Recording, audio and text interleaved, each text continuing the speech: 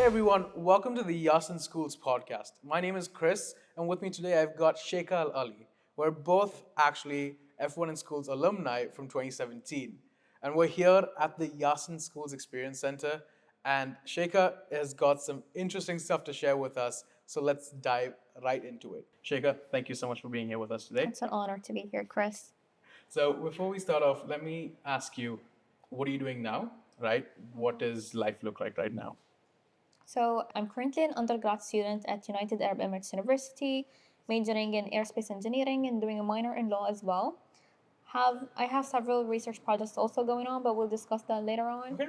So, yeah, that's a head start. Okay, so that's F1 schools, right? That's why we're here. How did you start, being a part of F1 in schools? What was that like? So it all began somewhere in middle school. Just like any other student, I would attend school, pay attention in class, aim for straight A's. But then one of my math teachers at the time, which was Miss Karen Jones, saw that I had capabilities beyond class. She started teaching me lessons that would be taught in upper years of school, and then eventually introduced me to F1 in schools. So I was really intrigued by the competition, and I wanted to take part of it. So we began there. We convinced everyone to take part and started gathering the team members and so forth. So you just mentioned something about Mrs. Jones, right? Where she said you weren't challenged enough in school, and so you had the potential for more, right? So what was that first step like? It was really interesting being part of something that where you'll be able to practically like put forth the work that you're theoretically being taught in school. Okay. And of course, it did involve certain aspects that we weren't familiar with at middle school students, which was the CAD, CAM work, manufacturing, sponsors, all of that going on. So it was somewhat exciting, but at the same time, like scary Okay. as a middle school student going into all of this. But of course, with the support that we got back at the time, everything was possible eventually. So you say middle school 13, 14? 14. 14. Yeah, that's At the about the time. same time I started. I know what it's like. It's there's so much that you can do, and there are so many adults all around you. There are so many opinions, so many things that can get done. But so what was your? Did you have a national round, or I think you were a wild card entry? No, we straight ahead went to World Finals. Straight ahead went to World Finals. Okay, how is that like? Because for us, just going to the regionals or the nationals is nerve wracking, right? But you went all the way to the World Finals. That's 60 teams from around the world. What was that like?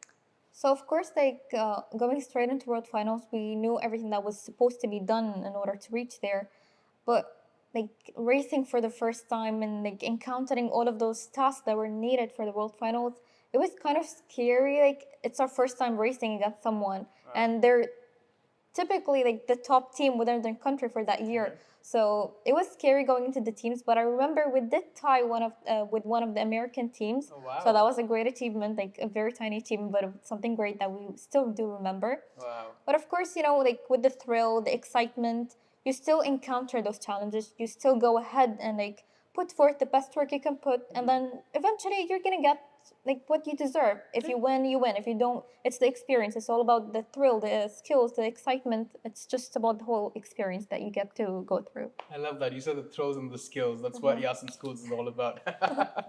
But actually, for those who might not know, I think we just spoke about this too, is we participated in the same World Finals in 2017. So I saw you all there and I was like, this is awesome. We actually raced against each other once too.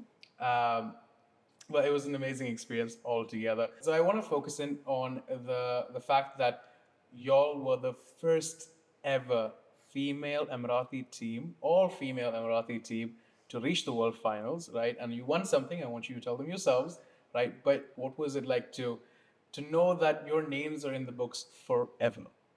So, at some would expect that females going to STEM, you might not get that much of support, but it was the total opposite. Ever since the idea of F1 schools was introduced to us, the students, we had the support of everyone around us, our parents, families, the school community, and of course, Abu Dhabi Educational Council at the time. And yes, Marina Circuit, of course. So we had the support of everyone. We were the first Emirati team to join F1 in schools, reach the World Finals, and we were able to successfully win the Chair of Judges Recognition of Achievement Award, which was the highlight of the whole experience, of course. Being there on top of stage was like one of the best feelings in the world. And this proves that our community does believe in the capabilities of its gifted students. They do support such students going into such extraordinary fields. You wouldn't expect us girls would be interested in F1, cars, what so forth. It's usually this stigma that it is for boys. But of course, we did challenge all of that, and we went ahead with the whole competition thing. And of course, the achievement was part of it. But everything that was involved, the skills, what you learn, the people you get to know, that's a huge part of it as well. Okay, awesome. That's amazing. I love that how you said, we challenged everything that people believed in and people thought of, right? Because when you think, when a kid is given something to play, usually girls aren't given cars, right? Guys are given cars, boys are given cars and trucks and this and that. But I love how you said, we challenged all of that. We came on top of that, which is awesome. So something else that happened, these are all things that we've spoken about, but I really want you to be the one to tell them. What happened when you landed in Abu Dhabi? Tell me how it felt, because to me, that was awesome, right? But tell me how it felt. So after World Finals was over, we flew back here, and of course, the first thing that happened after long hours in the airport, playing everything, we were welcomed in the airport with a very warm welcome. We had our parents there, people from our school had come over, and it was really nice. They have these flowers being handed out, and like everything was really exciting. And of course, the week after or the week preceding, we also had a ceremony at school where they had a whole thing going on for us.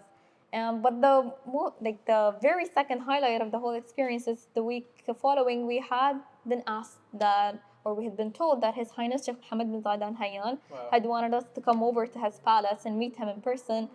So we went over, and I remember sitting in the bus on the way over, being so excited about getting to meet him, and it just makes everything worth it. Those nights where you stayed all night working on for the competition, where we faced those challenges balancing the schoolwork, the competition work, and going against everyone's expectations, and going into this field for the first time, and then meeting him, going into the palace. It was just an amazing feeling. I cannot even describe it in words. Wow. And I remember him saying how proud he was of us and how great this achievement is, and how inspiring we are to the other students within our community, of course. So that was a very huge moment for us. I do remember. Awesome. That really is awesome. At age 14, is it? Yeah. At 14, you got to meet His Highness Sheikh Mohammed. It's Exactly. amazing. So now that we've transitioned, from the past, from 2017, right? What was it after that, right? Because you mentioned that you found this new passion of STEM, right? You understood that STEM was something that you could consider. So also you're a UAE undergrad right now, right? So how did that come to be? What were that middle gap, from 14 to where you are now? So being exposed to everything that was associated with the competition made me realize how interested I was in STEM. I definitely want to pursue something in this field. And of course, how high school and going into college can be stressful. I had several choices, but I ended up going into the College of Engineering of UAU, where I'm currently majoring in aerospace engineering and doing a minor in law. So that's quite interesting. And of course, those moments of realization did come when I was in F1 schools, because you see this aerodynamics analysis that's being done, and then you see this manufacturing of the car going on, and you realize, okay, I want to do this in the future. I want to pursue a career in this field, and that's exactly what happened for me. That's awesome. And you're working on some really interesting research right now. Can you tell us a little bit about that? So yes, alongside my studies, I'm working on a research project where we're testing the effectiveness of certain additives into solid propellant for rocket motors, and we'll be writing a paper on that. I'm also doing a review paper on the nanofillers that are currently being used in the industry. Of course, as you might have heard, certain researchers are using those nanofillers and adding them to certain materials to enhance their performances. Okay. So having this review paper is going to be a reference for all of those researchers to save time and just particularly go into which one they want to use, what's its pros and cons and so forth, and they can continue with their work, so save time and help advance whatever is available nowadays. I love that. So we've gone from that 7th grader, right, who wasn't challenged enough, by the way, right, to Mrs. Jones recognizing the potential she had, to going to the World Finals, to winning Chair of Judges award, to coming back and meeting His Highness Sheikh Mohammed, and then now you're at UAEU pursuing aerospace engineering. Did you ever imagine yourself from there till here, the last 7 years, let's say the last 8 years, right?